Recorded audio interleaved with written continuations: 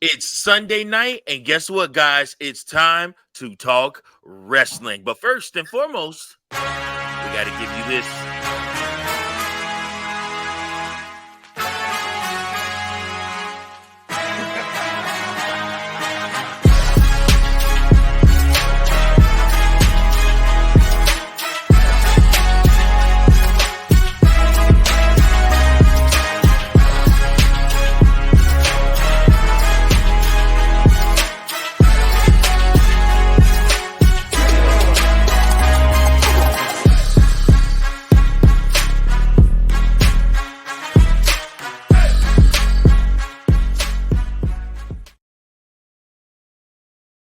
What's good, everybody? Welcome to another episode of the We Book It podcast. We are the We Book It boys. I'm here with the mainstay, Big Daddy C.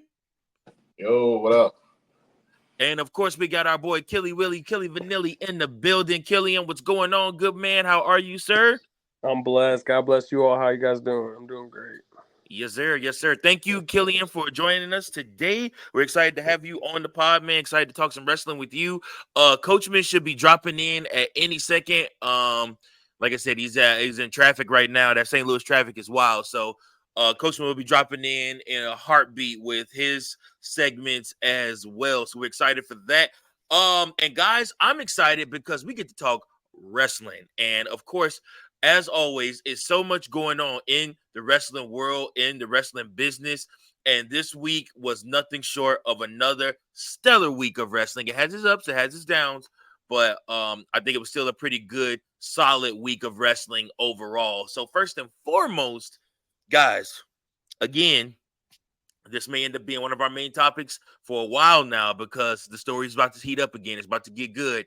Roman Reigns, the tribal chief, the OTC, the original tribal chief, finally gets his hands on the Ula Fala and then runs into a brick wall named Jacob Fatu. One werewolf. Oh, man, the Samoan werewolf. And I know everybody had been speaking on the dirt sheets and everything like that, and they were talking about the fact that they wanted to keep Roman and Jacob away from each other. And mind you, Jacob Fatu just took Roman Reigns out with a boot on his foot and still kicked that man's butt terribly bad, bro. Like, that was crazy. We got to correct something. It was Dave Meltzer. Sure. Saying, yeah, he started it. He was saying all this stuff, and everybody just follows Dave Meltzer like sheep. I don't know why, but he said they want to keep him as far away as possible. That's why he's injured. They're not going to have interaction. And then literally, within 24 hours, he then super kicks Roman with a boot on his foot. which it was a pretty good super kick too. If I do say wonderful. So myself. He nailed it right, and Roman sold it perfectly. It was a great moment. What did you think about everything that happened on SmackDown between the Bloodline and Roman Reigns? I think that I want to see Roman not cut a promo. I do like seeing him running in, getting in, fighting, and then now they got sympathy for Roman because he just got beat up and left in the middle of the ring. Obvious babyface now, but I do want to see Roman get on the mic and say, "Select town wherever we're in, acknowledge me." Right. And then Solo comes out, and then they actually talk and they bring up history. And in the middle, then whatever happens, and the next week Paul Heyman gets involved, and now we're like, okay, we're picking it up. I just want Paul Heyman to get involved, and then one of the Usos get involved, and then Jimmy's trying to get Jay, and then Jay's like, bro, I'm only gonna do it if I have you, Sammy, and then they're all getting together, and that's how they set it up. Yeah, I think for me, I'm okay with this right now because you need to build it up to that. Like I said, I want to see, you know, like for right now, Roman Reigns is all about that action, bro. Like, it's no talking. Like, as soon as his music hits, and then he looks up and the fireworks go off and everything like that, and then, you know, he's right down to the ring and he's immediately just kicking butt left and right. And I'm not mad at that at all. I actually appreciate the fact that it's on site every time you see Solo and this counterfeit bloodline, it's on site. You know what I'm saying? There's no talking necessary. It's straight to that action. Well, because I don't mean to come up. I don't mean to cut you off, but it's like I think that they're doing a good job. About Roman's still Roman. He hasn't really changed. Yeah. The only thing that's going to change is that like he's going to be a generous tribal chief now. He's not going to be a manipulative jerk.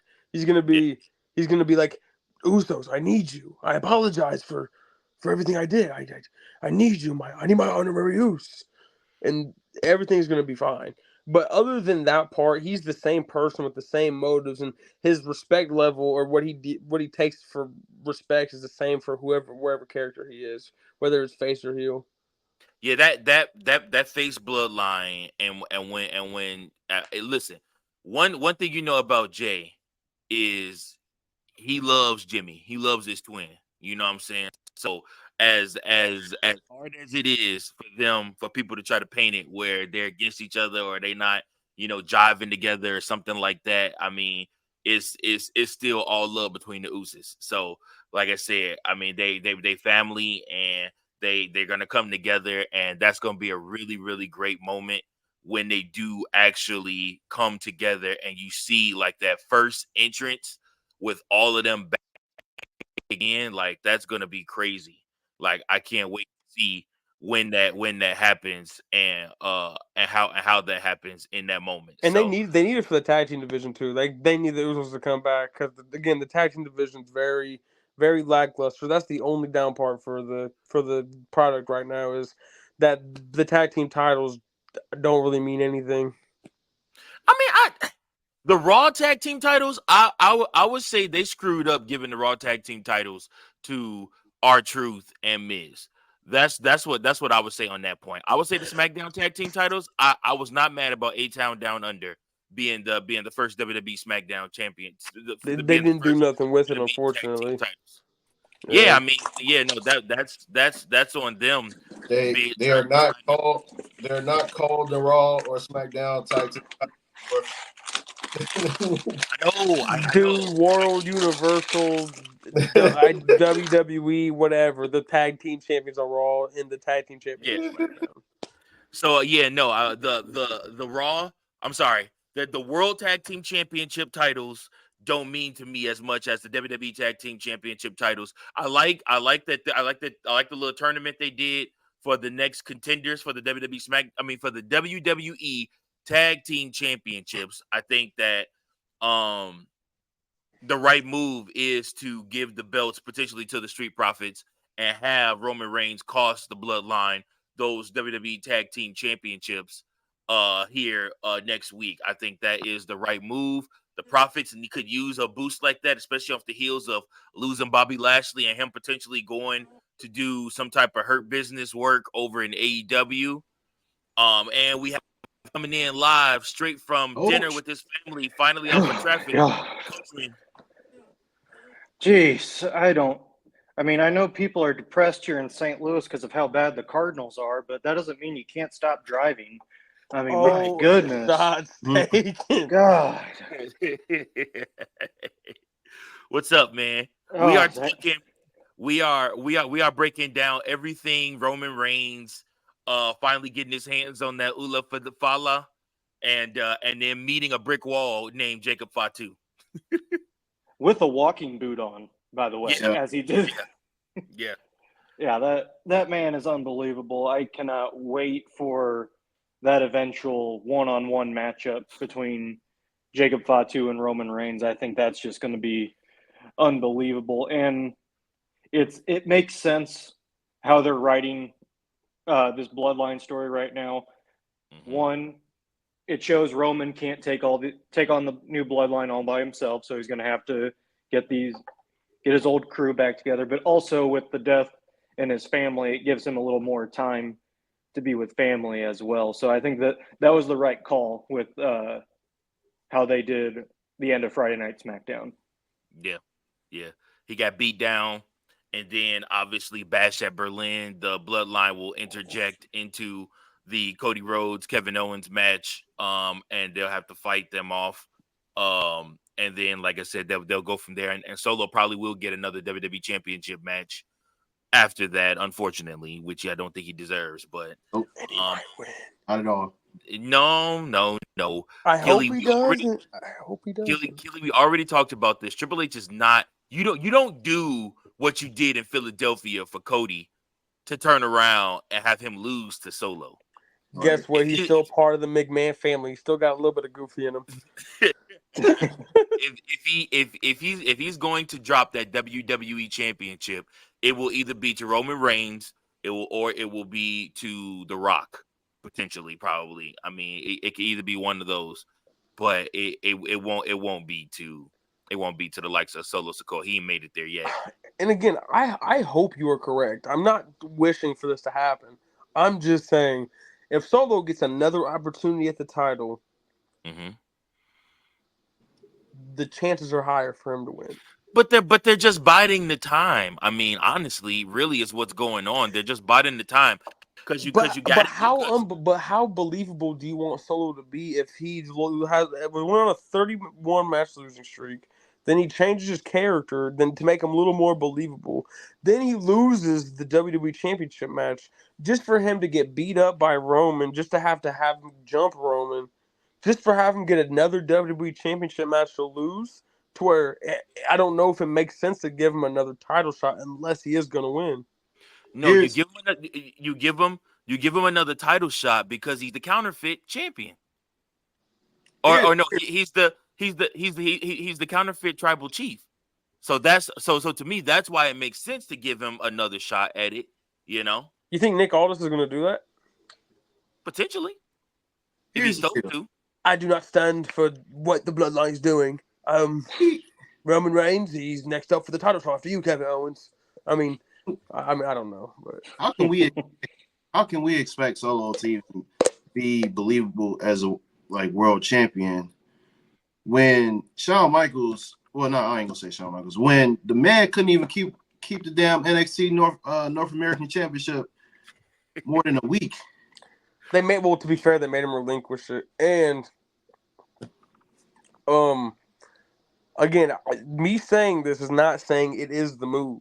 Yeah, but if they give him another title shot, they are putting themselves in a corner by either giving Solo the title or making him look weak as hell.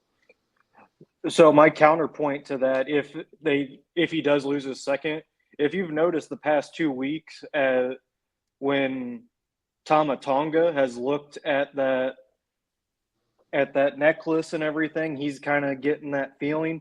And I said this before, that maybe this new bloodline turns on Solo because of we only take winners, because that's what Solo had. That's the whole reason why he kicked Jimmy out, was because you didn't win your match.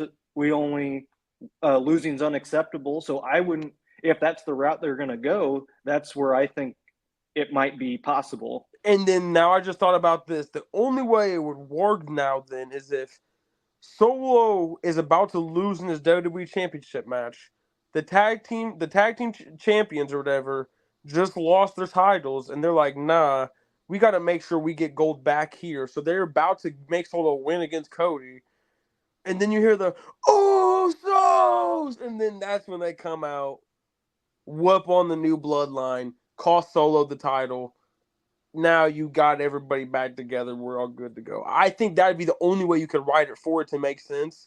Because again, you can't have Solo losing clean after him starting his career not losing at all, and then losing 30 matches in a row, and then everything going. It's just hard. It's just not for the viewer, and even the casual viewer. Solo isn't a believable guy. Right, but he already isn't a believable guy. So what does it hurt him losing again? But the whole point of them building him up while Roman was the tribal chief and saying Solo's the next tribal chief. Paul Heyman saying Solo's the next tribal chief. And everybody looking at Solo like, oh, this guy's a real threat. And they've done nothing but not make him look like a threat. So it's like, unless they're going to make him look like a threat, they're just kind of washing everything they tried to do with him then. Because the whole point of his character was to make him a badass. Yeah, but his time hasn't come yet. It's not Solo's time. So as much as this story is supposed to be about Solo, this whole bloodline story is really about two people. The Rock and Roman Reigns. How do you get to The Rock and Roman Reigns? All this other stuff, bro, is filler. It's filler to get you there. That's where we're headed. The Rock versus Roman Reigns at WrestleMania. So about making Solo look strong and look weak and all this stuff, none of that stuff matters. He's in the bloodline, bro. He's a made man. He will have a spot in the WWE, whether you think he's believable now or not. You can literally repackage him 1,000,000 times over. You can have him start dancing and wearing the stuff like his dad used to wear back in the day, and repackage him like that. You can make him into the Sultan. You can make him into Rikishi. You can make him into whatever you want to make him. He's a made man. Head shrinker, it don't matter. But is that not doing Vince McMahon tendencies? Is that not some Vince McMahon stuff then? That's my point is with Triple H's booking, and the point is to be consistent and to make these guys as believable as possible. Sure. But his name, his bloodline, credibility, and the fact that he was technically the one that cost all these men the WWE Championship when Roman Reigns had his reign, and he arguably helped Roman Reigns keep that title as long as he did. That gives him enough credibility to lean off of for right now. All you're trying to get to is Bloodline versus Bloodline Survivor Series, which I agree with. I mean, that is the ultimate goal. And I don't think Solo should be the champion going into that. So my point is, Solo just should not get a WWE Championship match. He should not get a championship match. He may not. What I'm saying is there's money to be made here. You can stretch this. They're basically stretching this until they can get the storyline going with everybody back. Basically, is what I'm trying to get at with you. And my last question is, if they do that, then it's like, okay, we know there's shenanigans. And I know with wrestling, shenanigans is all part of the stuff. That's how you build storylines. But like, do we not like every now and then just want to see two guys wrestle? Like, I sound like a mark and I sound like an idiot, but like every now and then, would it not be nice just to watch two guys wrestle and see who's the better wrestler? Like, just every now and then, not even saying most of the time. You mean like what Andrade and Melo did?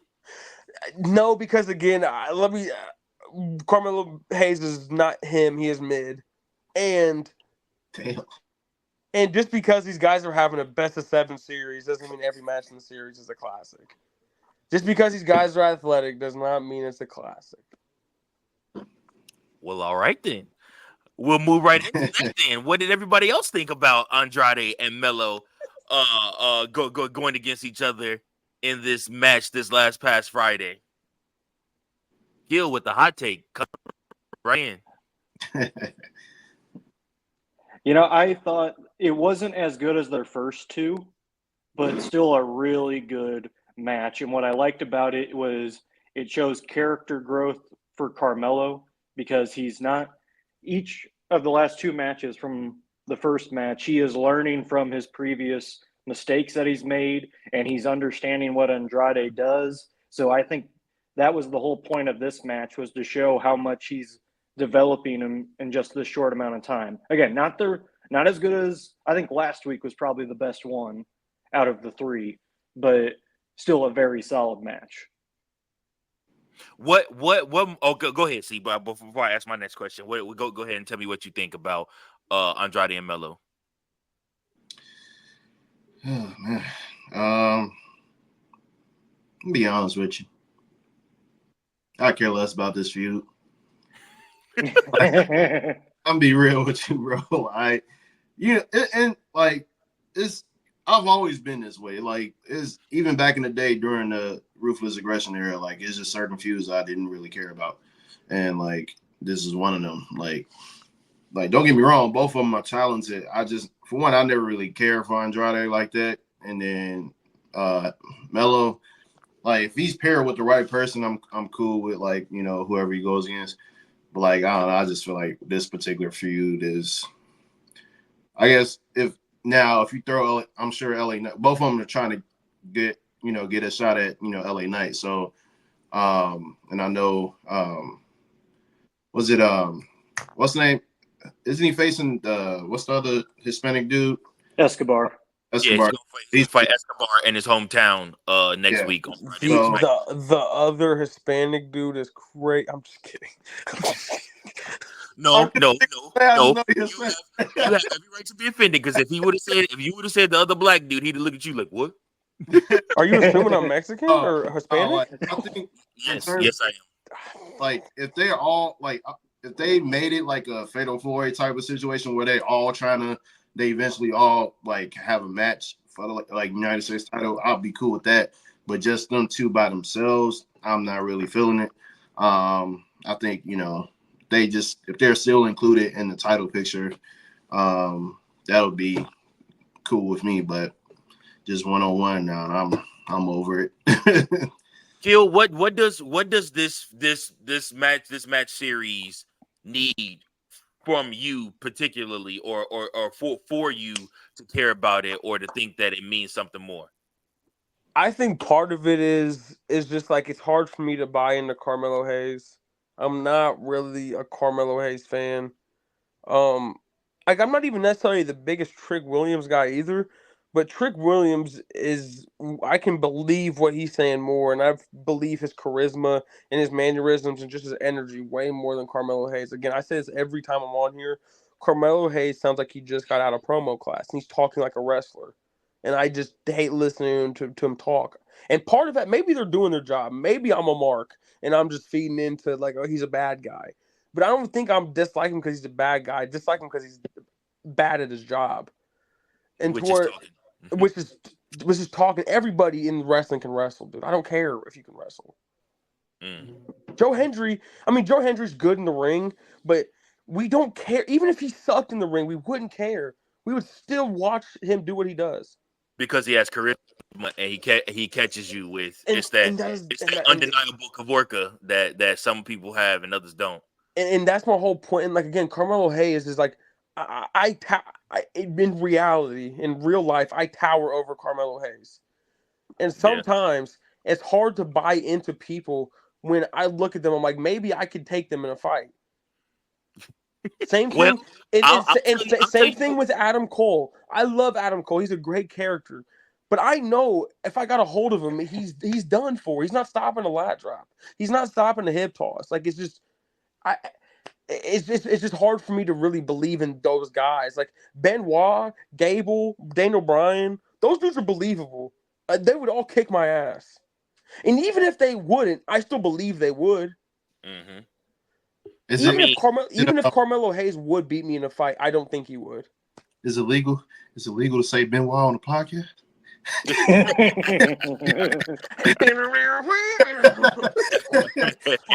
Will YouTube censor his name?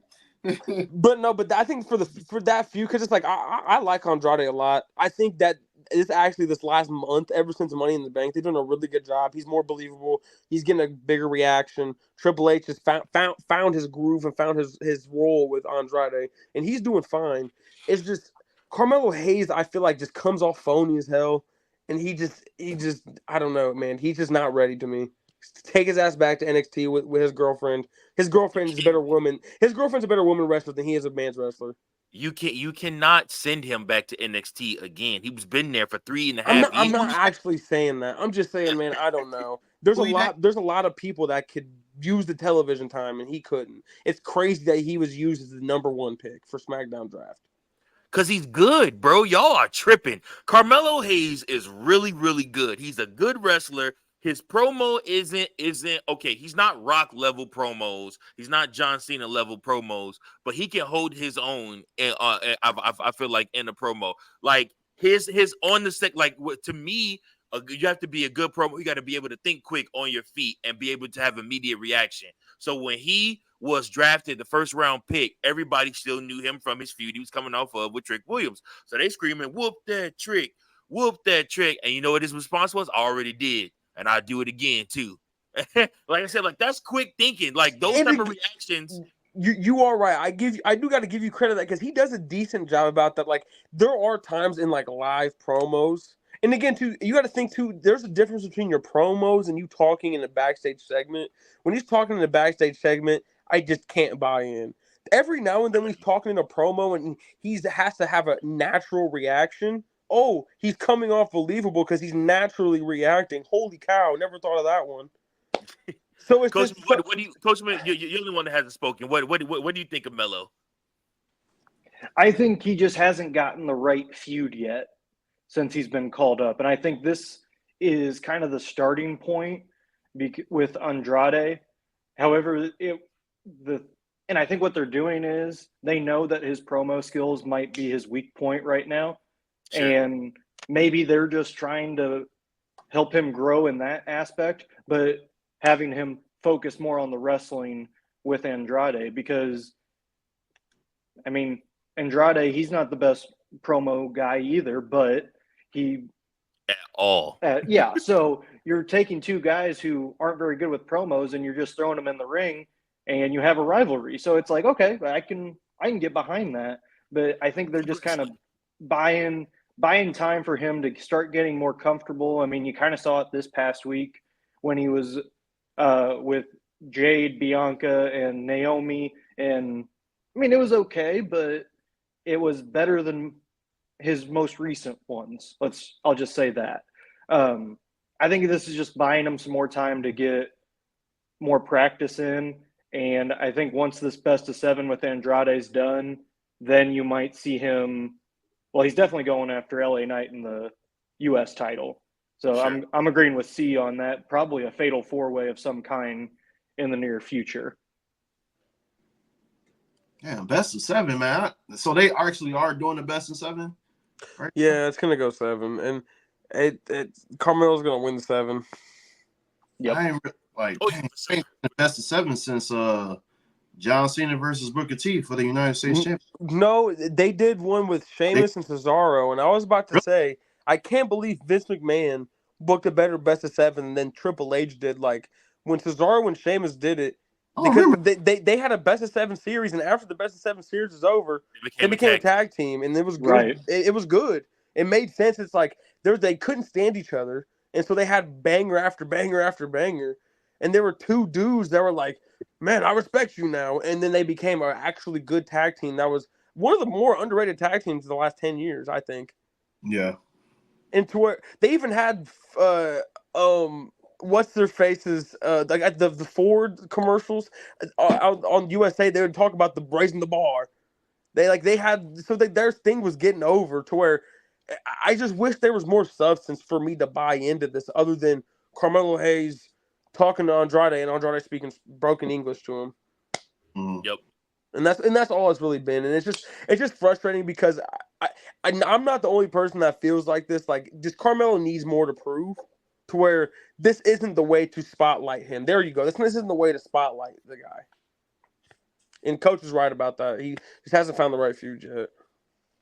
Somebody that has picked it up and seems like they may be headed in the right direction with their feud coming up would be one AEW World Champion, Swerve Strickland. This last past week, he went against Wheeler Yuta, which is one of Daniel Bryan's close friends, and they had a heck of a match where Swerve came out looking very strong, looking very ready to go to All In and defend his championship. What did you guys think of this match? And then I have another question after that. I'll go first. Yeah, I'll go first. I thought it was a great match. You kind of see those. I'm curious what they're doing with Swerve. Are they making him that baby face with heelish tendencies, or are they going to try and turn him full heel before All In? That's kind of where I'm a little confused with that booking. But if we're talking about making him look strong, he did exactly that against Will Yuta. And I think it just also storyline-wise builds Bryan Danielson of like, okay, you just beat one of my guys, so now I have more motivation going into our championship match. So I think it was simple but effective booking. And I know last week I got some heat for what I said about Tony Khan turning into Vince McMahon on our socials. So I want to give Tony Khan credit this time. I thought he did a really good job. Coach, it was the realest thing I've ever heard anybody say on this podcast. I didn't see anything. Hey, wait a minute. I'm on this podcast. I say real stuff all the time. I'm not You a saying you hater. don't, but that was the realest I've ever heard. Like, Yeah. it was Yo, top-notch. so which video was it? Because like I didn't see any comments on the. Was it on YouTube or TikTok? It's on YouTube. It was YouTube. Oh, okay. It's a YouTube. It's on our YouTube Shorts. Okay. And yeah, no, like coach caught some fire for saying that. And then on the Instagram side, coach caught some fire too, because people felt that Tony Khan shouldn't even be mentioned in the same breath as Vince McMahon, because I gotta check this out. a lot of people have recency bias when it comes to Vince McMahon, and they think about the last 5 to 6 years of his booking, and they go off of that. But they forget 80s, 90s, 2000s. Vince McMahon booked a lot of great content that we all enjoyed. He's a horrible human being, but man, he revolutionized wrestling for the last 30 years. Agreed. So they just thought that Coachman using Vince McMahon as the reason or a way to compare Tony to somebody to compare Tony to when it comes to bad booking. They thought that was kind of a cop out. But at the same time, I do think Tony Khan is kind of starting to understand this booking thing a little bit. I think some of his stories are starting to draw together, and I think some of those guys are going to in the future get more congruent stories that run together that just make sense. Like if you look at the way Triple H books, you can see the next story down the line before you ever finish the first one that you're on. Like you saw where Cody Rhodes was headed after he won the WWE Championship. You can see Drew McIntyre still having to deal with CM Punk, maybe having to do something different with somebody else. I mean, like it was just all this stuff. It just worked. Everything works. And you see down the line, you see 4 or 5 months booking down the line. With Tony Khan, just seems like he just sits down with a pencil and a paper and just, some days it's just like, oh, I'll book this, or some days I'll book that. But back to the main point, Swerve Strickland, finally, I feel like I care a little bit more about his match against Bryan Danielson. I feel like I care about AEW All In a little bit more now, just in general, with just this last week's Dynamite and Collision. And we'll get into some more of the moments from Collision and what I care about. But I want to hear Killy and Big C talk about what their thoughts on Swerve Strickland going into All In. My two things were, I think, to answer kind of Coach's question when he pointed on, it's like, I think, and I'm not even trying to be like a jerk, but I do think it's kind of obvious that they are kind of making him the heel, and they're trying to get sympathy for Bryan, because he just ran up and kicked him in the head after the match and started doing the yes thing. So it's like, I don't know any good guy that's doing that. Right. Where I'm pretty sure they're just making Bryan a baby face. And then part of why I'm really into All In and just AEW a little more too, because the best guy in the world that isn't in WWE is named MJF, and he's in AEW. I feel like, again, he's not Roman Reigns, but he has the Roman Reigns effect to everybody in AEW. When he's on the show, everybody just means a little more. There's more people in the crowd. If it wasn't for MJF being in Champagne, I wouldn't go. Like, and that's just being honest. So it's just like MJF is a needle mover for them, to where everybody just is elevated a little more. But Swerve is top tier. He's a main event guy. Sometimes his promos aren't the greatest, but sometimes his promos are really good, to where I feel like it's pretty streaky with him. But for the most part, his in-ring and like his in-ring character and psychology and his mannerisms, he's top tier. He's main event level. He could do the same stuff in the main event in WWE too, to where that's kind of my criteria. I don't know if it's fair, but it's like, could he do the same stuff in the main event in WWE? And it's like Ricky Starks, Swerve, and MJF, I feel like could all translate even better in AEW. And Tony Khan's got to realize that before he loses these guys. Yep. I agree 100%. What do you think, Big Daddy C? I did not watch the match between Swerve and Yuta, but in terms of where I think the road ahead, with him and Daniel Bryan. I honestly think I think Swerve's time as world champion will come to an end. I feel like you've gotten Bryan this far. I don't see him losing at this point because this is what this upcoming year is what his last year as like a full-time. Yeah. And so I think you don't bring him this far to have him lose, honestly. And so and I think with Swerve, I feel like it's a little too late for them to try to like redeem his run, I guess. Because they had like a kind of like a slow start in a way, in my opinion.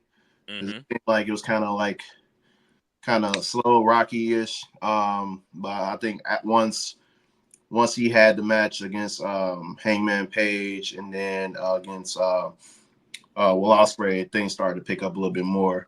Sure. Well, with Samoa Joe, I think Samoa Joe was still pretty decent rivalry too. He was getting packed up like every week. Yeah. Against Christian Cage, for real, he was getting packed up. Yeah, that was the big one.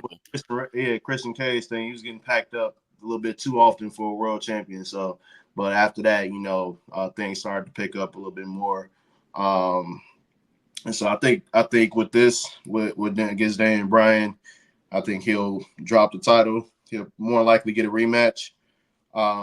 Then he'll lose that, and then I think he'll turn his attention to whoever else. But I think his time as world champion is coming to an end. Nothing against him. It's just I think I feel like certain guys they you don't want to have them, at least in AEW. I feel like after Kenny, no one's really holding a title like that long. Like the AEW, like it's not. No one's really having a stranglehold over the world championship, like Kenny did. So like I feel like you probably get about 3 or 4 months, maybe 5, with the reign. But after that, I think it's a wrap. So I think with Swerve, it's about that time. Let Bryan get the strap again, and then we'll see what he does with it one last run as world champion before he decides to go part-time and eventually call it quits for real.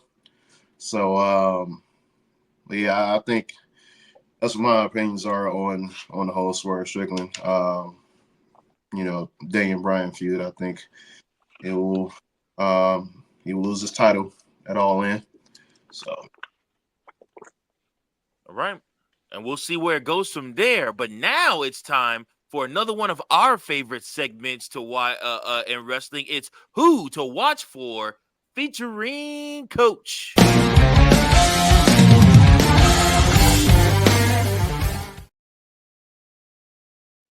All right, thanks, guys. So I had a lot of time to think about this, being stuck in traffic on my way here. So we got one female wrestler from WWE and one male wrestler from AEW this week that I think you should be watching for. Let's start with WWE. Going down to NXT, we're going to be watching for one Ren Sinclair, as she is in the gauntlet match for the number one contender to be for the NXT Women's Championship. And she has had a little bit of a good run the last 2 weeks, helping Charlie Dempsey win the Heritage Cup last week at NXT. So I'm curious to see where Shawn Michaels is going with this. I wouldn't be surprised if she becomes the number one contender against Roxanne Perez. But she's been doing very good with her in-ring work as well as her character development. Now, over on the AEW side, you've probably seen this guy a little bit, but he's been kind of in the background recently until this past week. Kyle O'Reilly.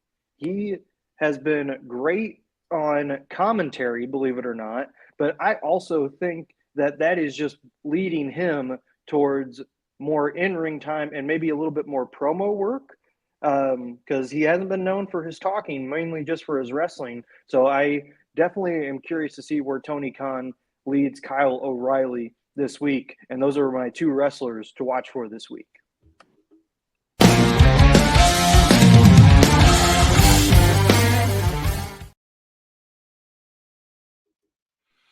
All All right. Thanks, Coachman, for that. We appreciate you. And make sure that you guys like, share, and subscribe to the podcast. And also make sure that you watch out for those two wrestlers. Now, moving right along, we're going to move into two wrestlers that we have all been watching grow and mature into the stars that they are today. When I look back and I think of Rhea Ripley's first world title run and how things just didn't look right, and I mean it just didn't feel right to me versus how strong she is now. And I look at even I look at even having when you had Damian Priest win the United States Championship, just how like crazy he looked then versus how strong he looks now, and how the crowd is really on his side and really fighting for him. I mean, just the maturity and the growth in both Damian Priest and in Rhea Ripley cannot be understated, guys. Tell me how you feeling about this.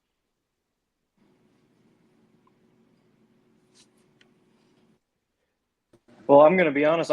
I completely forgot that Damian Priest was a U.S. champion. So that just shows how much of a impact that had on me. I almost questioned you, and then I realized, oh crap, he was the U.S. champion. Yes, he was United States champion. Who beat him for it? Shoot, was it Theory? No, because he beat Seth on the cash-in. Okay, was it Bobby? Bobby, I don't know. It was either. I think it was Bobby. Who beat Damian Priest? Keep talking, guys, while I'm doing this. Somebody else say what you think about them. Go ahead, Coach. All right. Well, I think with Rhea Ripley, you kind of saw that star potential, and it was just more of a matter of time for when she was going to get it. But with Damian Priest, I don't think it really happened. I'm sorry. We was all wrong. It was Sheamus. At SummerSlam, August 21st. Oh, wait, no, wait. Priest beat Sheamus for the U.S. title. Wait a minute. Okay, so who took the title from Damian Priest? Finn Balor? It was Finn. Irony. Finn beat him for the title. Why haven't they played into that? Why haven't they brought that up at all? I don't know. It might come up. I mean, they probably forgot. They said, "Holy crap, Damian Priest had the U.S. title." Triple H don't even know. He wasn't booking at the time. True story. Not now. Was Priest heel at the time? Yes. He was even more bondage Undertaker than he is now. Oh, that's right, because that was when Priest first got to. Was that when he first? Was that when he got first, the main roster? Yeah. When they first started. Mm-hmm. Yeah. They gave him a quick face run as U.S. champion. I want to say, and yeah. So, but I mean, just talk to the growth and maturity you guys have seen in the past year, even from them first coming into Judgment Day and Rhea with the butch cut, you know what I'm saying, and Priest with the extra bondage going on to seeing them in the ring, stand in the ring together, and just look like main eventers, look like they have the Raw brand on lock, like they're the face of the Raw brand. It's just like Damian's finally starting to, because Rhea's been above them. She was the leader, like subconsciously or however you want to do it. She was the leader, and it's like Damian's finally starting to get to her level. Like, not saying popularity wise, obviously, but just in wrestling wise, storyline wise, she's elevating him, and he's more believable now. And I wasn't thinking about I didn't think it would work him being a babyface, like we said before we got on the podcast, but they're doing a good job. I do think that the babyface promo he cut after SummerSlam was just a tiny bit corny when he was from the streets. Man, I'm Damian Priest. It could have just been a little less corny, just a little bit. But other than that, like, he's been doing a good job, and him standing behind Liv and Dominic, I thought it was a really good shot. They did a good job with that. And And then bringing, I don't know if we even have a segment for Liv, so I don't hope I'm not jumping the gun. But again, you said what? We don't. You can bring her up in this segment. Okay, so Rhea's great. Rhea, the last year and a half, 2 years, has been the biggest draw. Not even just out of the women, just almost out of all the men, other than a few men. But this last 8 months, dude, Liv has been the best woman in the world, and she's been better than Rhea in this feud. And I don't know if anybody wants to have that conversation. Yeah, But Liv as think this heel character, she has locked in. She found it, and now I'm more interested in seeing how Liv can make Rhea's life worse than how Rhea can get her revenge on Liv because of how great Liv's character has been. This character right now is a better bad guy than Rhea as a bad guy because she's a tweener still, no matter what. It's so hard to make her a full heel, even with her taking her away from Dominic, away from Mysterio. She never was a full heel. She can never talk on a microphone, and everybody in the arena is like, "Oh my gosh, Liv Morgan, you're a hoe. I can't stand you. What are you doing?" It's not the same vibe. Like Liv Morgan is hitting it out of the park right now, and if no one's gonna give her flowers, I'm gonna give her flowers. She's the best woman in the world right now. She's carrying this feud, and the only reason why Rhea is even looked at as better than her right now is just because she's trying to chase. That's it. If the chase wouldn't be so good if Liv wasn't so good at what she's doing. But Liv wouldn't be so good at what she was doing if she didn't have Rhea. I mean, I agree, but if it wasn't for everything that happened when they were a tag team and her taking Liv out, then Liv taking out Rhea wouldn't have been so great. But how Liv took her out and then executed it, and she's elevated herself. She's better than Becky Lynch. I don't care. Becky Lynch is she's better than Becky Lynch. She's better than every woman on the roster except maybe Tiffany Stratton and Rhea Ripley. The top 3 women right now are Tiffany Stratton, Rhea Ripley, and Liv Morgan. And right now, Liv Morgan is better than Tiffany Stratton. And I don't care about in ring. I'm talking about character-wise. Tiffany Stratton's, oh my gosh, hi, I'm blah, blah, blah, blah. Like, it's awesome. She's great. You mean, are you saying she's better than every woman? She's better than, I'm sorry, I would take her right now, maybe other than Toni Storm. That is the only person I will negotiate in AEW. Every other woman in AEW, I don't care about. I really don't. Take over Bianca? Yes. Bianca, I would take Liv right now, yes, because Bianca does not draw the money that Liv does. Liv, this is right now is better than anything Bianca ever did. Ever. Name something Bianca did that's better than this and drew the money that this is and drew the eyes that this does. Hold on. I'm almost done talking. I'm almost done. Too, man. But Liv Dominic stuff when Rhea wasn't even here was drawing more eyes than anything the company was doing while Roman and Rhea was gone. Was the number one thing. Bianca has never done that. Her promos, again, she's great in the ring. Promos are kind of mid. Okay, all right. That's what wrestling's about. I don't care about your in-ring work. I'm talking in the ring. I thought that's what you were arguing, like in the ring, like pure in the ring skills. I mean, if we're talking pure in the ring skills, then again, Joe Hendry's not that great then. But again, he's better than almost every. He's one of the best in the world right now because of how creative, charismatic, and how good of a talker he is, and how original his character is. All this stuff matters. Davey Boy Smith would be a top 10 wrestler of all time if we were just talking about in-ring stuff. I won't say all that. So hey, see, I know you're gonna have some thoughts on this. But I got 2 things real quick before you go ahead, C. Number one, remember, guys, technically in the story, Liv Morgan is the good guy and Rhea's the bad guy. And that's how good Liv is. And then that's to my second point. That I'm going to agree with you, Kill, on that one. When one thing, and I've said this in my talks all the time, I look at character. Like, are you making it believable? I mean, when Liv was doing her promo with Dom last Monday Night Raw, I was just thinking, man, you guys are just a bunch of assholes. And then I thought about it. I was like, you're doing a great job. because you are making me think that. And I'm like, so I give you props for that. So I think it's just perfect, I think. But those are my two thoughts. C, take it away. In terms of the initial point with with Priest and Rhea, like, just to piggyback on them for a second, like, we was talking about it earlier, Coach, before you dropped in.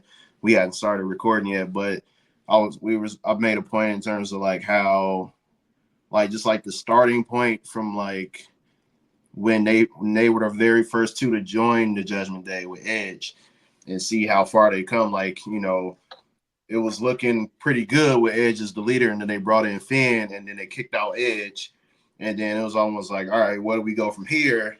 Finn was supposed to be the new leader, and then he wasn't really that much of a leader. It was pretty much Rhea. It ended up being Rhea, really, and then Priest eventually became like the guy, like the co-leader in a way. So like they kept it going, and they added more people along. So I just feel like the way they helped, you know, keep everything afloat after Edge left, you know, the group and left WWE, like the way they was able to keep this whole ship from like falling, like just the whole storyline, like their whole group, like Triple H could have nixed this thing completely, like, but the fact that they were able.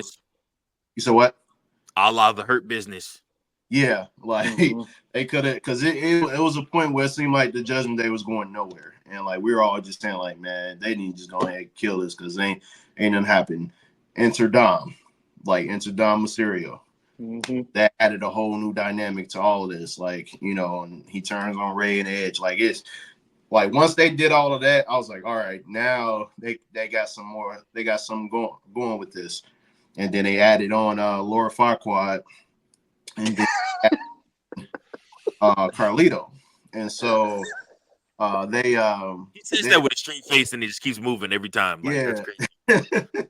And so like it just, you know, that they were able to like keep this thing going and to the point where, you know, the crowd is in it, compelling storylines, and then you throw in the R-Truth, the R-Truth comedy aspect of everything. Him acting like he was a member of the Judgment Day, that added some good segments for sure. And so it was just a lot of comedic moments, definitely with Carlito. Like you said, Kelly, like Carlito's, you know, throw him in there with some, you know, in terms of some respect with that, you know, adding more comedy to it. You know, all the Liv and Dom moments, he come out of nowhere. Oh, that's cool or whatever. Like, you know, but I think, well, yeah, go ahead, Mike. Here's my problem, Kill, with everything that you said, is the fact that Rhea Ripley is a made woman. After this feud, Rhea Ripley will still be in your main event picture. You cannot say the same thing for Liv Morgan. Liv Morgan, like I said, for me, my thought process behind everything is Liv Morgan needed Rhea Ripley to take her game to this next level where she's at now. And yes, give her flowers for this feud and for the Liv Morgan revenge tour thing. But I strongly doubt she'll be able to reinvent herself again after this. However, the mommy character is a made character. That she can live off that the next 10 years, like Becky Lynch living off the man character. Now it behoove her to, you know, flip-flop and figure some things out and make adjustments to it and fine-tune it to what the fans want to see. But that character is made. This Liv Morgan revenge tour. So what? Somebody else gonna take her out or break her arm and hurt her next, and then she's gonna go on another revenge tour? I don't think I'm where I'm viewing it is. I feel like this is the feud that makes her like it. After this, it's like she's a piece of crap now. Like again, it's kind of the Dominic effect. Like after Dominic did with what he did with his dad, he yelled at his mom and all that stuff, and what he's been doing with Rhea, it's like he's a heel forever. It's really hard for me to see a world where he really is a face. He has too much crap to where, again, he's a heel. After that stuff with Ray, it doesn't matter what he does. He's a heel. And again, I feel, and again, what I'm saying is, what you're gonna see is with this effect is like you're 100% right. Rhea's character, she can just kind of not piggyback off it, but she can be mommy for the next 10 years, and she's fine. To where she has less of a chance to fall off than Liv does. I agree. But what I am saying is, in the last 8 months, in the actual present and what has happened, she has been the best woman in the world. She has been the most entertaining woman in the world that has had the most eyes, drawn the most heat, and drawn the most money. Fair enough. And again, I don't think Hogan is better than Bret Hart, Shawn, Stone Cold, Rock, or any of those guys in the ring, character-wise, whatever. But man, he's great promo. He drew a lot of money, and he had the most eyes ever in the WWE business. It's hard to say he's not on the Mount Rushmore of wrestling. And you got to use that same logic with everything. And so it's like Liv has met all that criteria, and her stock's doing nothing but go up as the champion. She might beat Rhea again in Bad Blood. I don't know what they got planned. She might lose. Who knows? Even if she loses, then she's going to try to get her revenge again on Rhea, or something else happens to her. She's going to be able to capitalize off her heat to where, again, now you can use her heat to build other baby faces now too forever, to where that could be also a plus. To where, again, what she has done currently, I can't say that she hasn't been the most effective and most productive woman since they've been back in the last 8 months.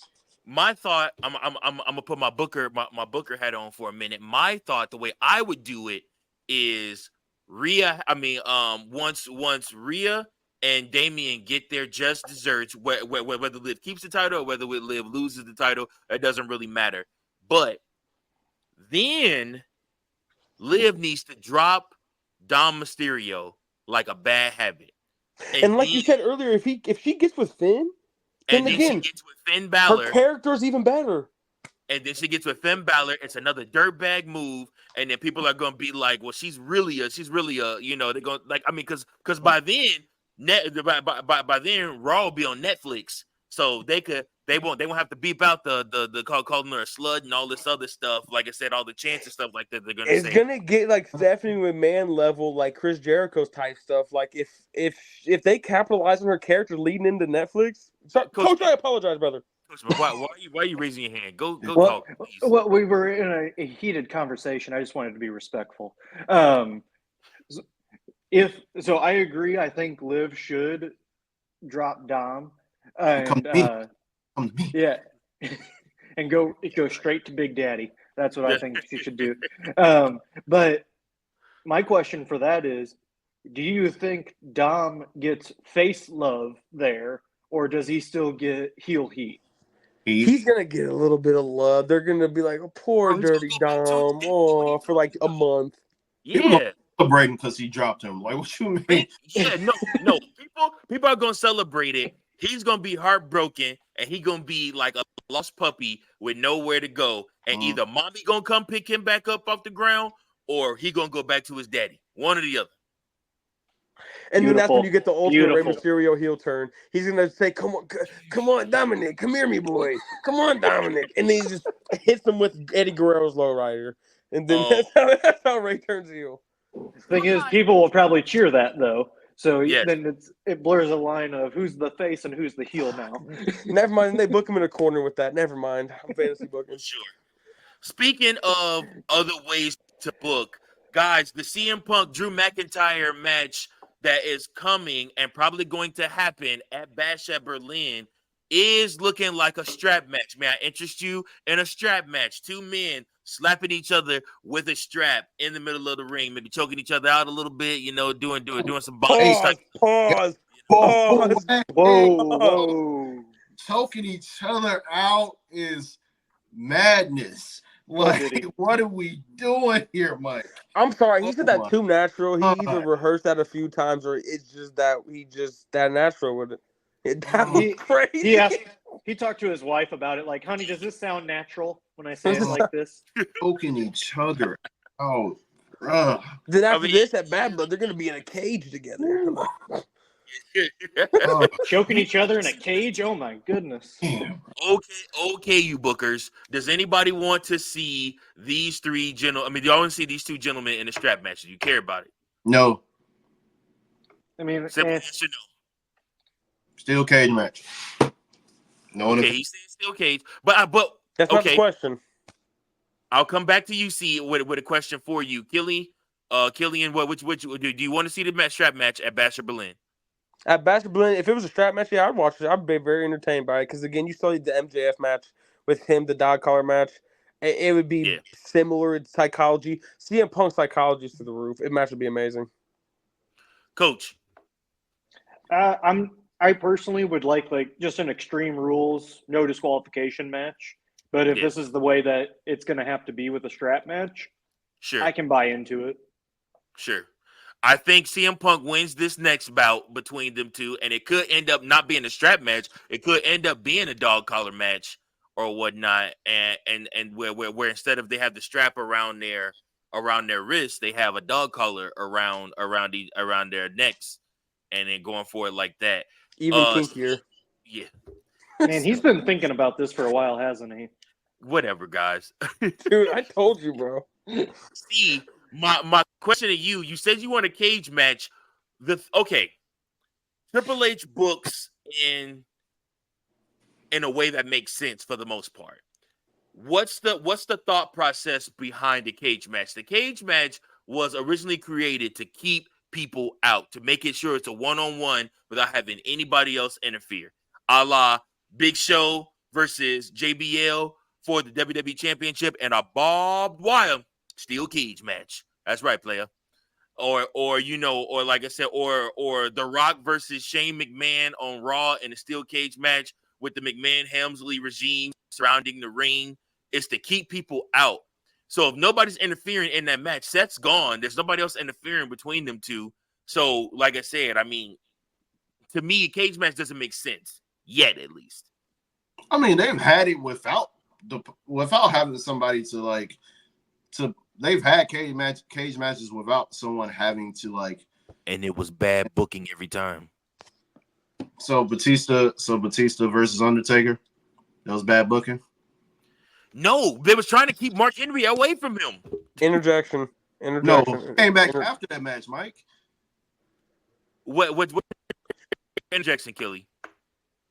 If you want a cage match, you got to do something in the storyline where someone weasels out of something. So again, McIntyre has to beat Punk again in a way where Punk is like, damn it, you can't keep getting away. Steel cage match at Bad Blood. I'm done having you just run away. And then that's when you have the steel cage match. And then CM Punk finally wins. And then so Drew has to win again at Bash of Berlin. Yeah. Drew's going to win 2 times in a row.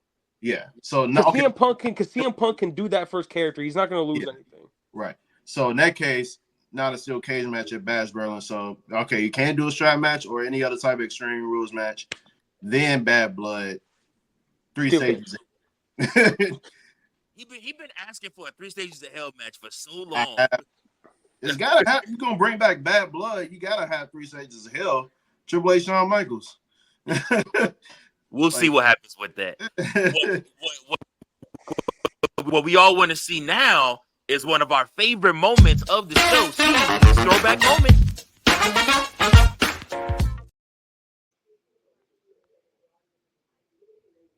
Let's see here. Let's think about this one. Since I brought up 3 stages of hell, Shawn Michaels, Triple H, I believe it was Bad Blood. That whole summer, I guess. Man, Triple H and Shawn Michaels going at it. So I think that was when Shawn Michaels came back. After Shawn Michaels came back, was it the Triple H turned on him?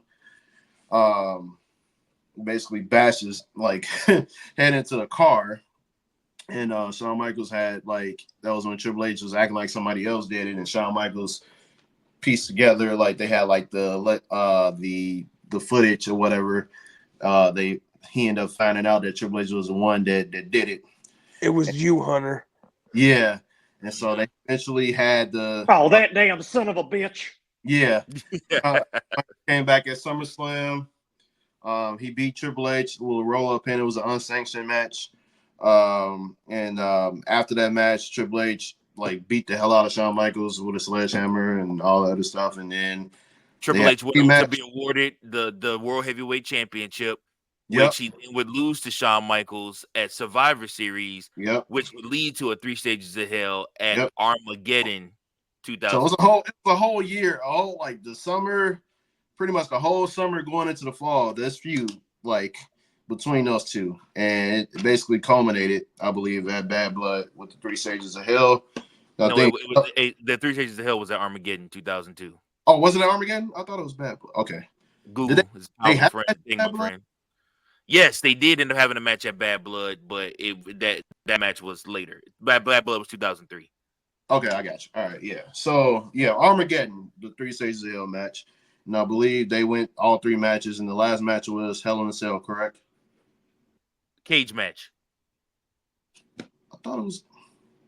Okay, they did have a Hell in a Cell, but it wasn't. Okay, so it was cage match, and Triple H prevailed, of course. But just the whole rivalry itself, I mean, that was during the whole Reign of Terror, Triple H. But the feud between those two, it was money. It's something you tuned into every Monday night to see what was gonna happen next. They was brawling they was getting into it literally every Monday night. Like they were brawling, people had to break up the brawls, all that stuff. That was when you sent all the superstars out, all the security to try to break up the brawls, and it actually meant something. But like, man, just the feud itself between Shawn Michaels and Triple H that year was during that time frame was 03, 04. Like, man, it was something to behold. So that is a match I will go back and watch. 3 Stages of Hell at Armageddon. So yeah, that is my throwback moment of the week.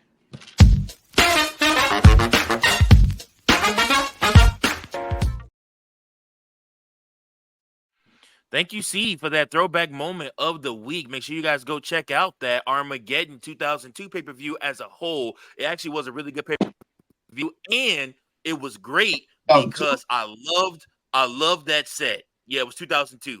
I love that set because they had literally it was like they had the Titantron, and then they had like flames like that just leaped up like off of the thing, and they had Raw on one side, SmackDown on the other side, and it was just really cool. It was a joint pay-per-view, but it was really cool. So what you mean telling me? Oh, so literally they feuded from like between 2002 to basically 2004. They had matches in 2002. They had matches in 2003. They had matches in 2004, and they had matches in 2005.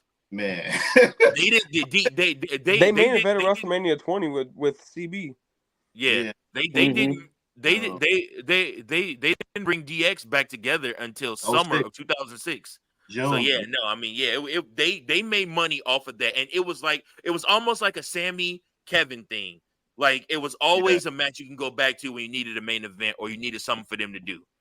Like it just always worked. It was always good. You can always go back to that blood feud between them. That lasted so long. It's like you forget how many matches he had against Shawn Michaels, man, because there was so many other feuds next in between that it was just like, man. Yes, they had a chamber match, didn't they? Too, an elimination chamber. They were featured in 3 separate elimination chambers together. That's what I thought. Yeah, so Shawn won the first one. Yep. So Survivor Series, Shawn won the first one. The next one was at SummerSlam 2003. Triple H won that one. Then the next year, when I'm sorry, it was 2004. Did they have one in 2004? New Year's Revolution. Okay, no. 2004 was who was in that elimination chamber for 2004? I'm gonna look that up. But 2005 was the elimination chamber New Year's Revolution. Okay, when he's special guest. When he's special guest referee. They might have actually been featured in 4 chambers together. I have to check that 2004 to see what elimination chamber match there was for that. But yeah, no, they made money together for a very, very, very long time. That was a great rivalry. Another great person that's hoping to have some rivalries in the WWE. He is a breakout star. He is Flash, just came out of nowhere and just has grown. He is enormous to this day. But he has let put everybody on NXT on notice. He wants that damn NXT championship. His name, Joe Hendry. Joe Hendry, folks, put the world on notice this past week and put All Ego Ethan Page on notice, letting him know, hey, man, I'm not going anywhere. I want that NXT championship. Guys, how excited are we for Joe Hendry to be a part of NXT? I'm ready for him to show up at Royal Rumble, dude. I don't care what happens in NXT because by the end of December, he's gone. He's on the main roster.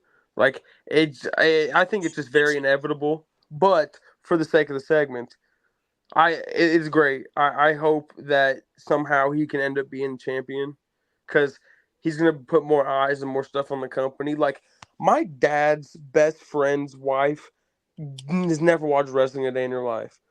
She asked her son, "Do you know who Joe Hendry is?" And I'm like, "He's over. Okay, he got it figured out. He is hitting the casuals that don't even care about wrestling." Like, and I didn't realize how big it was. I didn't want it to be true. I was like, "There's no way this TNA guy is more over than anybody on WWE's main roster except the main event guys." And sure enough, he really is. Like, in March or April, his theme song had just hit 1 million views, and now it's at like almost 4 million. That's absolutely insane. And it's just like he's the truth, man. I believe in him I believe in Joe Hendry more than anything. He's just the next coming, and I just think it's that simple. Like I've watched everything he's done, like every little song he's did. Like, dude, the Axe Man, dude, that was so good. Shake that axe for me, shake that axe for me, dude. It's so fired, man. It's so good, so good. Yeah, I think before he goes with All Ego, I feel like something's going to happen with Wesley first because Wesley literally attacked Joe Hendry this past week. So maybe they're going that route first just to make sure everything. But I mean, I'm with you, Kill. I want him on the main roster. Like I like the NXT crowd singing his song, clapping and everything, going crazy. But it's just going to hit different when it's over 20,000 people. Yeah, that's what I'm looking forward to the most. So, guys, you got to wait. You got to be patient. I know. NXT in but, 2 but, months. But you NXT gotta execute on this while the iron's hot. NXT is not executing on it. NXT is going to be doing big stadium shows again too. Like I said, they're going back on the road. They're leaving the PC, so they'll take Monday Night Raw, NXT the next night. Okay, cool. With that logic, September, October, November, December, you have 16 shows to get this guy around the country before you put him on Royal Rumble in the main roster. That's the whole goal. But you don't put him on the Royal Rumble at the main roster, not yet. Yes, you do. That Mike, if you let this dude sit in NXT until after WrestleMania, you are letting him lose his heat, lose his cool. You got to get him in Royal Rumble, get him a concert or a segment or two before Mania, and he needs a Mania match at 41 in Vegas to make the character even better. He does not need a match in Vegas on NXT. He needs a match in Vegas in WrestleMania. Slow down, slow your roll. You're going too fast. No, he's in his 30s, and he's more over than anybody not named CM Punk, Roman Reigns, Cody Rhodes, and a few other guys. You can actually go out in the real world, and more people will know who Joe Hendry is than Braun Breaker. I mean, you might be right about that. Look, and that's the whole point. All this Joe Hendry talk is making C drink. Look at him over there. We're sorry. I was about to say, see, is that bleach? It's okay, man.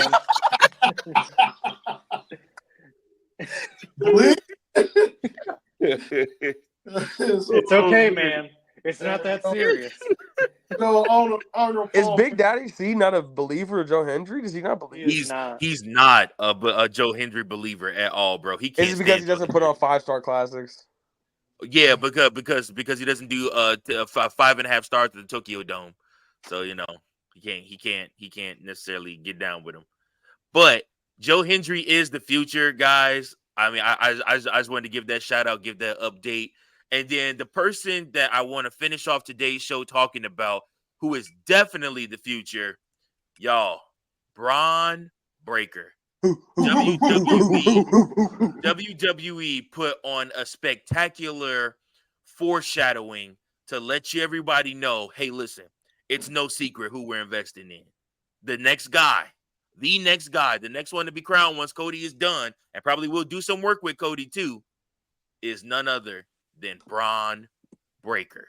Guys, he beat Sami Zayn for the Intercontinental Championship at SummerSlam. He then retained in a 2 out of 3 falls match, which I would tell you, I was not thrilled about that because I think of Bron Breakker like Goldberg, whereas you don't want to give him too long of a match because he'll start boring you out. But Bron Breakker kept my attention that whole entire match, and I was into it the whole time. And kudos to him and Sami Zayn for putting on a great quality main event match. And I mean, I really enjoyed that IC title match a lot.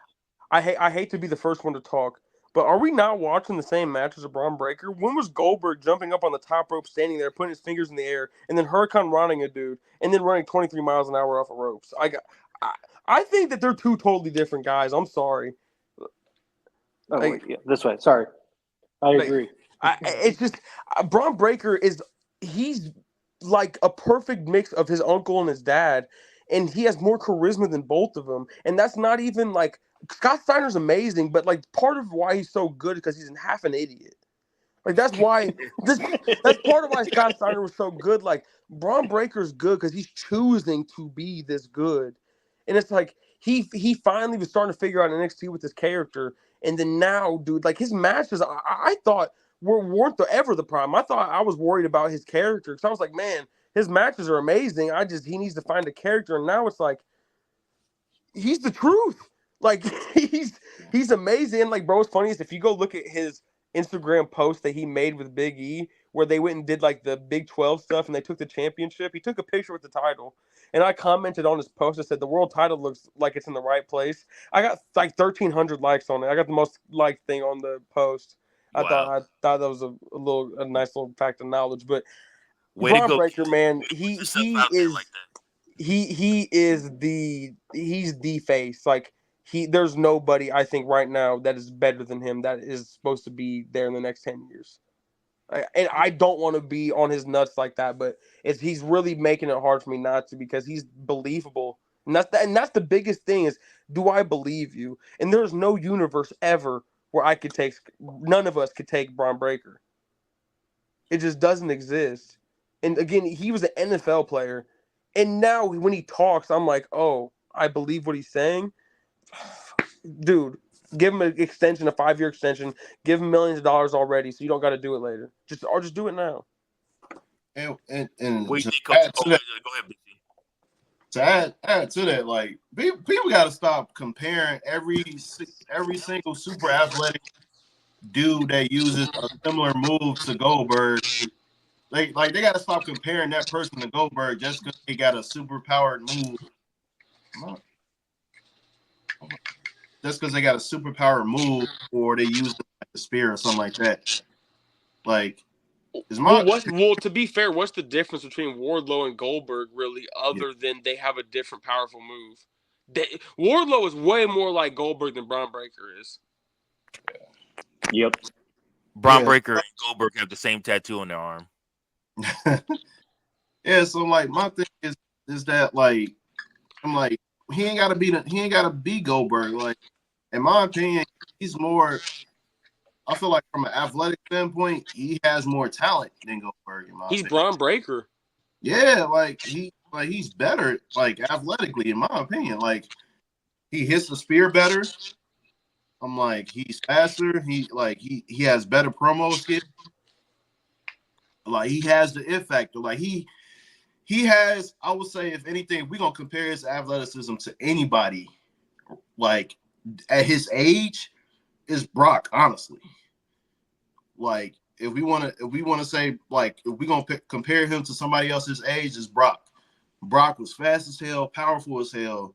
He was it. He was the next big thing. And so basically that's what I look at Bron as right now. Like he's the pretty much next big thing right now. He has the athleticism. He has better promo skills than Brock. Like that's the only difference really. but I feel like he's faster than Brock too. It's just he ain't really as like super built like Brock was, like, but he next up, man. He's next up, bro. And I think if there is anybody to knock off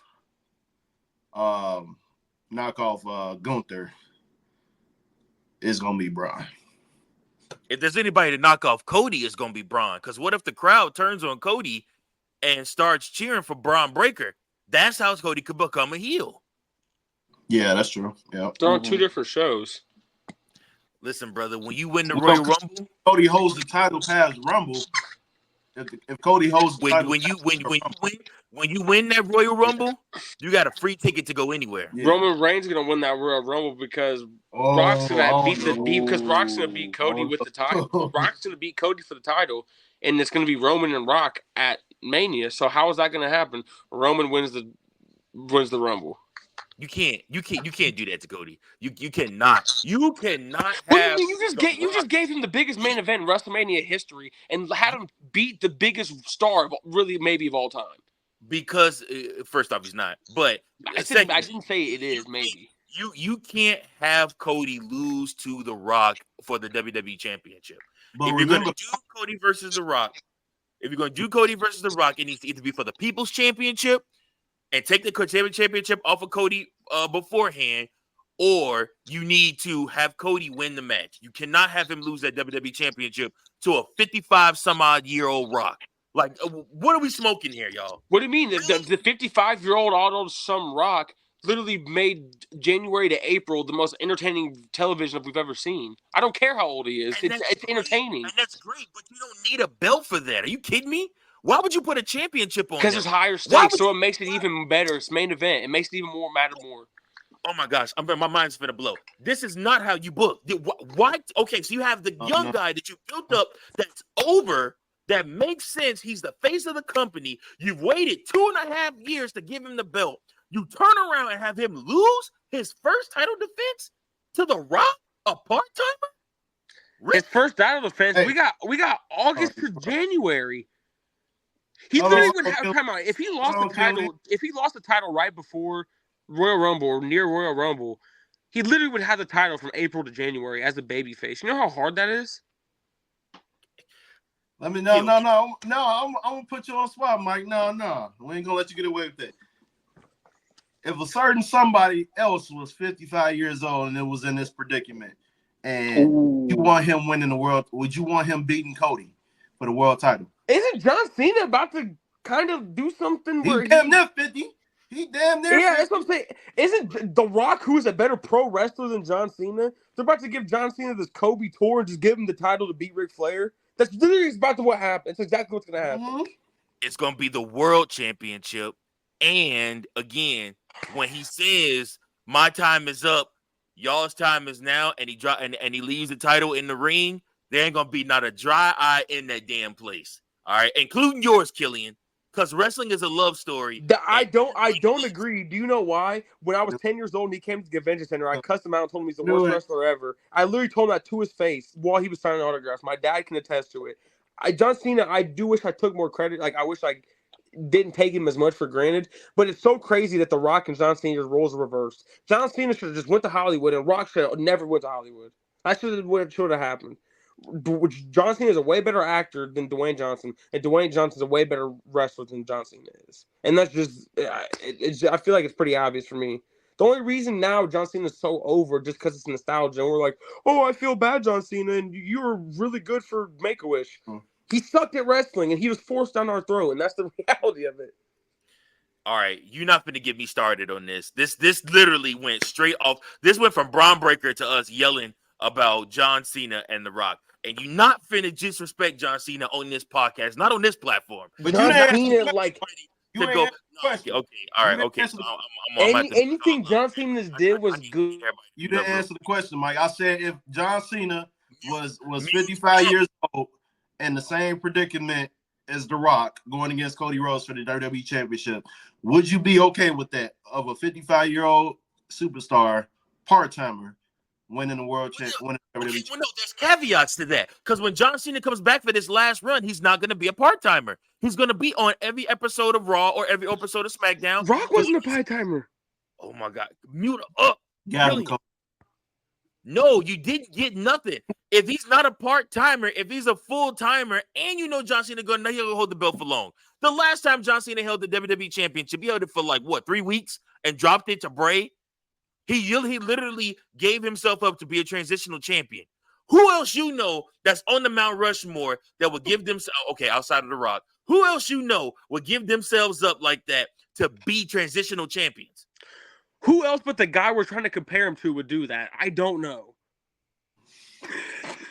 Anyways, all I'm trying to tell you is a really bad idea to put the WWE Championship on The Rock and have him beat Cody Rhodes for the WWE title. Where does that put Cody? Who do you have Cody face at WrestleMania? Solo? It's got to be Come on, Randy. man. Get out of here with that. Randy. That's bad. That's bad. Okay. All right. Fine. If you do that, I might be able to live with Randy Orton costing Cody Rhodes the WWE Championship and them having a feud going into WrestleMania. Oh, I just think Randy should be the one taking the title off of him. I think it just makes. I wouldn't disagree with that. That would be a fine idea. I wouldn't disagree with that. But all I'm saying is, The Rock is better than John Cena at wrestling, and that's just every aspect of wrestling is better than John Cena. Like from every aspect. Wait a minute, because you wasn't even alive for the actual good fucking Rock. Like I went back and watched every episode of it. From 96 to 2000, I've seen every Raw ever. Like literally. Okay. That version of The Rock is better than John Cena, than every version of John Cena. I'll agree with you with that. That Rock is the GOAT. The final boss. After 2000, every single Rock past that, after The Rock lost the WWE Championship at WrestleMania 17, he lost something after that. That doesn't sound like. Go ahead. Versace skirts, all of that stuff. He lost something, man. It was not the same guy. And because he was turning Hollywood. Who cares? It sucked. It was not as good as The Rock before. The corporate Rock and The Rock, the People's Champ, from 1999 to 2001 was the man. I think the WrestleMania 18 co-main event would say otherwise. When that literally stole the energy out of the arena and made Chris Jericho and Triple H seem like it didn't mean anything for the unification of the world titles. It didn't seem because Hogan and Rock literally sat there and didn't say a word. Rock just looked at Hogan in the eyeballs, and it took the energy out of the arena. They turned on. They didn't even like that version of The Rock. Come on, get out of here. And again, if you're getting that much heat, you are doing something right. And my point, no matter if Rock's a heel or Rock's a face, he is better than anything John Cena could ever do. John Cena got that type of heat, and everybody was like, "It's go away heat. It's not the type of heat you want." He shoved down our. It is. It was go away heat. It was get off of my television heat. Rock never had that. I'm about ready to knock down all these pictures behind me. The Rock never had go away heat. Why did they boo The Rock? They said Rocky died because he was a corny baby face, just like John Cena. And they didn't start liking him until he became a heel. That's not the right one. That's not the right one. I'm not talking about that version of The Rock. I just asked you, why did they boo The Rock in 2002 at the same SummerSlam that this mug was talking about Shawn Michaels versus Triple H? Because he was on top and literally the biggest superstar in the world for 6 years in a row. So I'm sorry, from 95 years, from 97 to 2002, he is the biggest thing in the company. And then, so he's going to have a little bit of, we're tired of you being on the top. So he pulls out a cell phone on SmackDown, and being a heel, Hollywood Rock, guess what? A lot of heat, a lot of money. And guess what? He brought that same character and just enhanced it for the last 4 months from January to April. And it was the best thing The Rock's ever did, and better than anything John Cena ever did. Back on course. 2002. He went against Brock Lesnar at SummerSlam. And like I said, there's two different occasions where the crowd turned on The Rock. And you're trying to tell me that version of The Rock is better than John Cena. And I'm trying to tell you, you're high. When did John Cena was ever as liked as The Rock?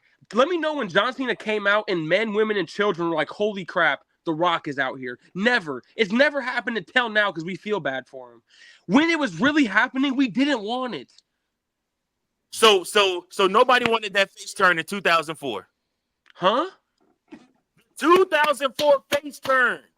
And guess what? 2 years later, he got corny and became even more of a gangster white thug, and it didn't make any sense. And everybody was like, this is not believable. Holy cow, we do not want him on my TV anymore. And then he became the leader in the face of the PG era, which is the era that drove more. That's the thing is, John Cena drew more fans away than Roman Reigns ever did. John Cena did not have a choice in driving fans away. They had to move to the PG era because Chris Benoit killed his family. John Cena still didn't have to be a cornball. That's his choice. Oh, no.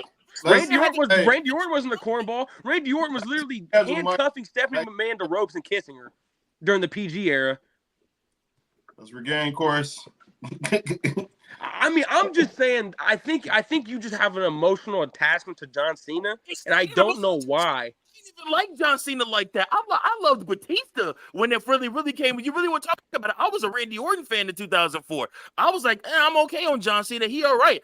I started liking John Cena when I started seeing everybody try to point their finger at John Cena and make him the whole problem with the PG era. And that's crap. That's clout. That's messed up. That's cap. Because John Cena carried an era where he's still selling out arenas, still main eventing pay-per-views, still being the man, still doing everything that he could to make the company relevant at a time where the company had lost so much equity because of what Chris Benoit had did and because of Eddie Guerrero's untimely death. Those two instances changed the wrestling business forever, more than anything, more than Hulk Hogan going to WCW, more than during the WCW folding up, more than anything. Those two moments, I will argue, are the biggest moments in wrestling ever because it changed the course. You had and guess what? And guess what? Roman Reigns literally saved wrestling while there was no fans, while we couldn't even go outside.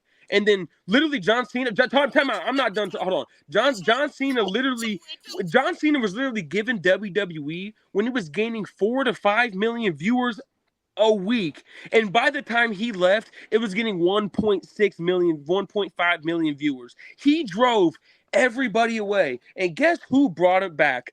The real GOAT, Roman Reigns. So he moved from The Rock to Roman Reigns. Okay. Well, listen. Well, I'm just saying that he's not better than See, look what you did. On The Rock. Because Big Daddy, see, look what you did. Because if you really want to do it like that, then Stone Cold is better than The Rock. Now what? It's way more of an argument than John Cena. John Cena's not even in the question. This is on you, Steve. This is on you.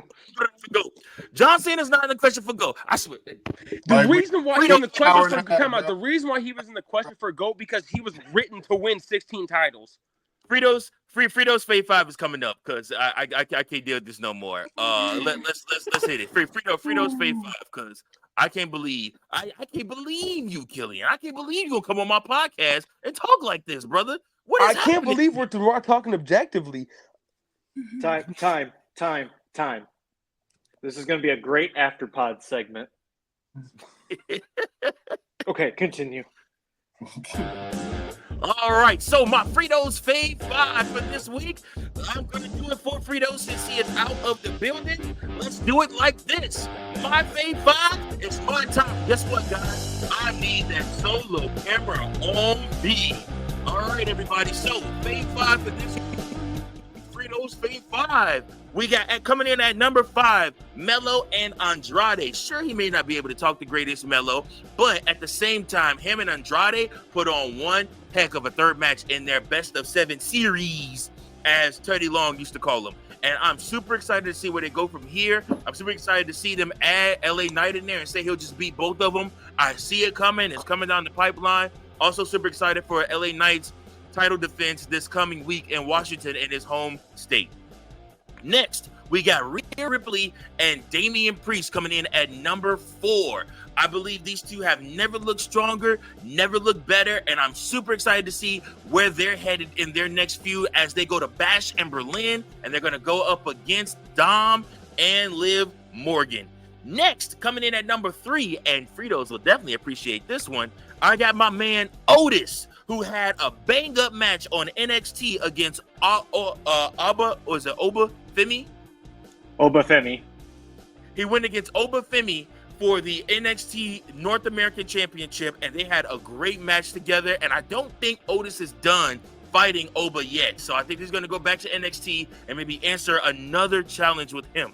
Coming in at number 2, I got CM Punk. Finally getting some comeuppance on Drew McIntyre. These two have went back and forth, and coming out of SummerSlam, you were kind of worried that CM Punk was just going to be one of those weird baby faces that was just going to take the beatings and keep taking the beatings. But no, this week on Raw, he outthought Drew McIntyre and turned against him and showed up and beat him with his own belt. And for me, I think a dog collar match or a strap match is coming up next for them. And then coming in at numero 1, we got Bron Breakker. He is the face, the soon-to-be face, and the crown jewel of WWE. He will be the face in 2026 of WWE, hands down, no questions asked. Cannot wait to see what this young man is going to do. We're going to be talking about him in the WWE ring, hopefully for a very, very long time. And that is Frito's Fave 5, brought to you by Mike Jones. All right, guys, bringing you back in. What do you guys think of my Fave 5? Now we have 2 that went for piss breaks. Well, I guess that's their opinion. Okay. Yeah, right. I mean, I must have really sucked at that. No, I'm back. I think the last free five, Frito 5, I feel like it could have been worked on. This one, fire, absolutely fire. Like I really don't think you missed. Okay. All right. What would you grade it? A, B, C, D, or F? A, like 94, 95. Like it's not an A+, it's not like 98, 99, but it's like you definitely passed and like the grade curve is on you. Okay. All right. I can live with that. Coachman, what you got for me? You know, I'm going to give you a solid A- just because I think you were missing just one thing, and maybe this is just me because of my bias for this guy. I think you got to put Jacob Fatu in there. Okay. You're a big Jacob Fatu fan, so I get it. Oh, dude, I'm real tribal chief. Yes, I'm all in on him. Okay. I can live with that. All right, Big Daddy. See? How did I do? All right, run. Just quick recap. He was not locked in. I go to the bathroom, man. I told you I would have a piss break. I told you you would have a piss break on me. All right, Melo and Andrade at 5. Rhea and Damian at 4. Otis at 3. CM Punk at 2, and Bron Breakker was number 1. Give it a solid A. Okay. All right. A's all across the board. I appreciate you guys. Thank you guys for joining the pod, and thank you all for listening. We hope that you guys were entertained, especially with Killian and his terrible takes in wrestling. But, like I said, we appreciate him for being a part. I need you guys to make sure that you like, share, and subscribe to the podcast. Guys, we're on the road to 2,000 subscribers. We're trying to get there by WrestleMania next year. We are currently sitting around 1,510. So we want to grow that even more. But we need you to do so. So we need you guys to share, like, and subscribe to the pod. You can also catch the pod not only on YouTube, but also as well on Spotify. Now we're back on Spotify. We're also on Podbean as well. These all go live at the same time. So any way you want it, we got you. Check us out. We appreciate you. And until next time, keep those booking pins sharp.